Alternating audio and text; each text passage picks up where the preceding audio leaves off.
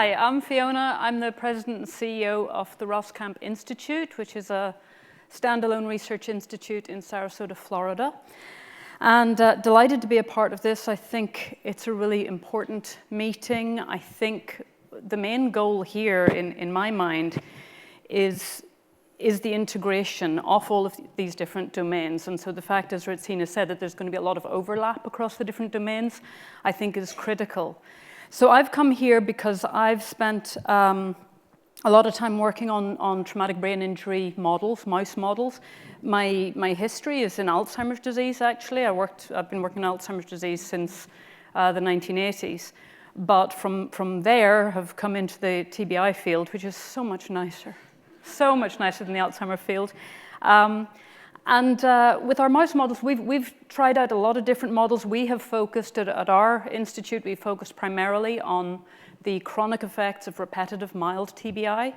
And I am a firm believer that the preclinical modeling, whether it's mouse, pig, rat, whatever, can provide significant information for clinical practice. Because of course, obviously what we can do in preclinical models, we can control the injury, we can specify particular types of injury, and we can explore all of the downstream sequelae beginning, seconds after that injury all the way through the lifespan of the animal.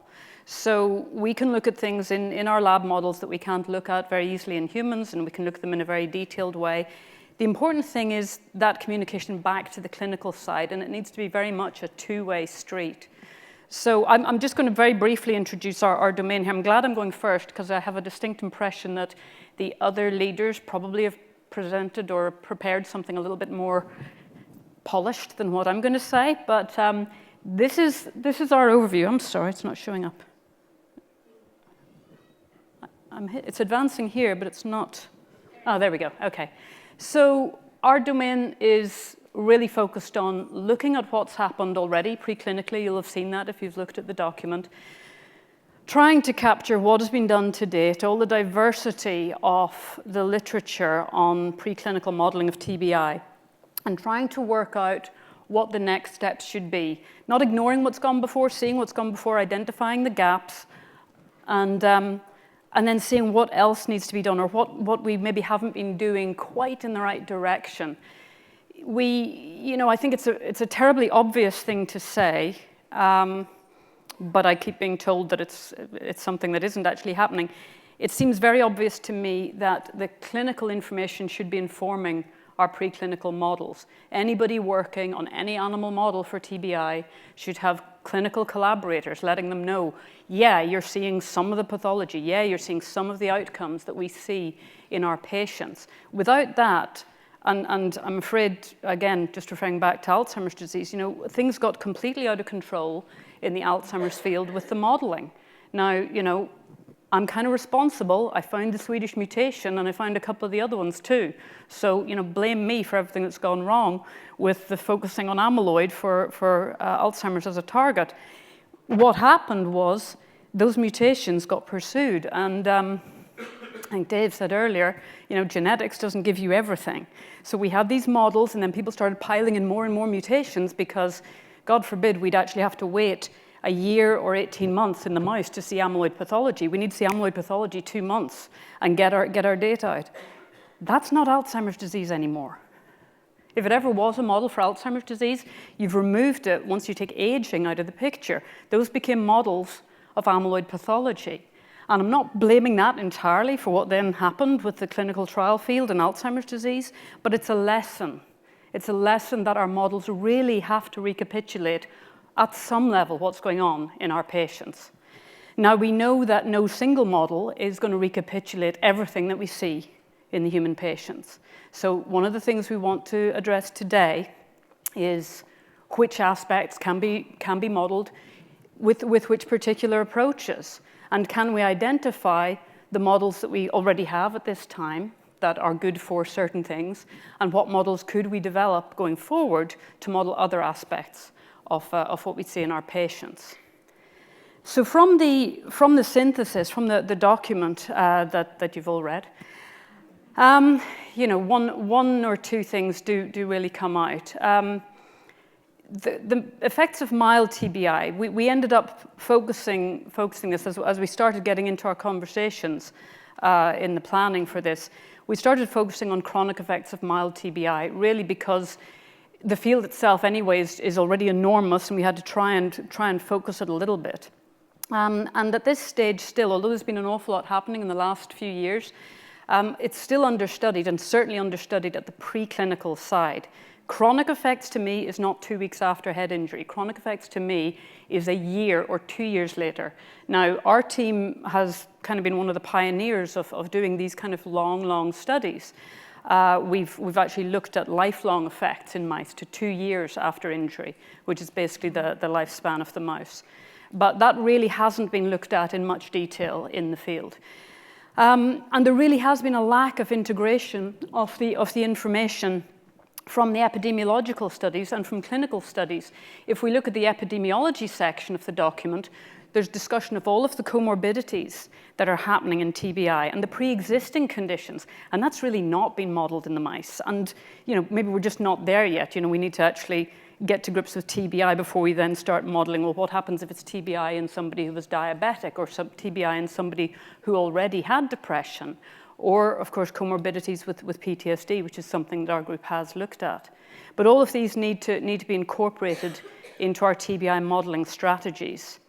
And then there should be, I think, coming from the clinical side, we can see what particular aspects of the clinical presentation or the pathology can we model in our mice. And then that mouse or pig or rat can become a good template, a good platform for further investigation of therapeutic targets, biomarkers, testing of potential therapeutics.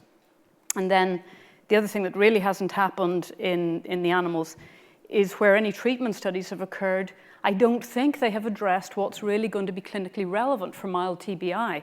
There have been treatments that sometimes it's a pre-treatment before the TBI, it's treatment during, it's treatment immediately after. That I don't think, and correct me if I'm wrong, but I don't think that's necessarily a good translational model for mild TBI patients, because those folks are not looking for treatment in the immediate aftermath of the injury. It's months and years later when their chronic sequelae, when the headaches, when the depression, when these other factors start to kick in.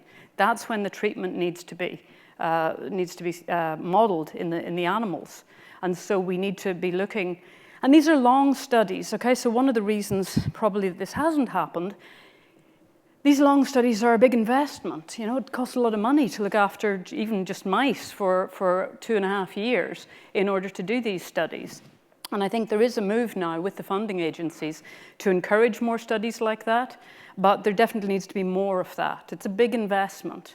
The other thing that's happened is that people, of course, have their own models, and it's a big investment for folks to develop a model.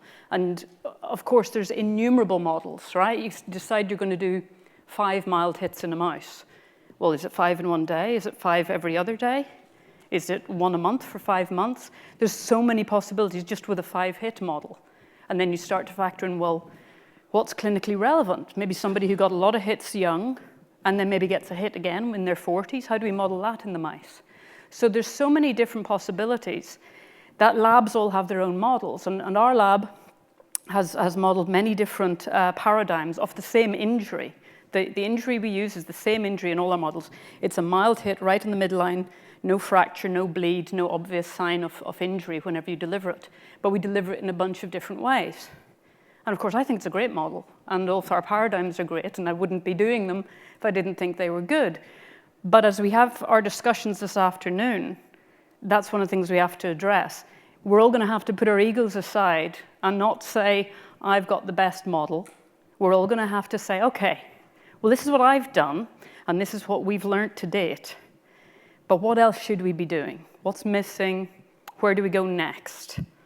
And that's really what I'm hoping for in the discussion this afternoon. So the gaps that we've identified at this stage are that the chronic effects are understudied. Have we moved on? Yeah, we have moved on.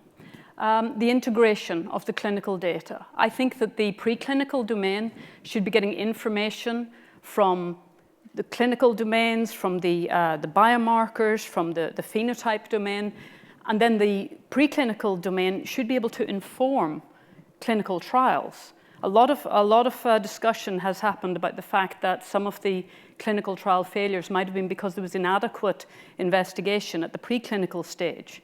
Obvious things like blood-brain barrier permeability, distribution of the drug, PK, PD studies. All of those things can be interrogated at great length in an animal model. So we really should be making sure we're doing that and informing the clinical trials, the clinical trial design, the administration paradigms, and so forth. We need to be able to identify and develop new models, or identify the models we have that are good for certain things. Like our model is great for neuroinflammation. We see persistent and progressive neuroinflammation across the lifespan with our model. But we don't see great evidence for tau pathology or amyloid pathology. So there's going to be other models that are going to be better for that. And then we need to evaluate the therapies in paradigms that are relevant for human translation. So I'm going to stop there because I'm really looking forward to the discussion. And thank you all very much for your participation. And please, in the breakout session, we want everybody talking, everybody throwing in their gauntlet into the ring, and let's beat out something really useful at the end of it. Thank you.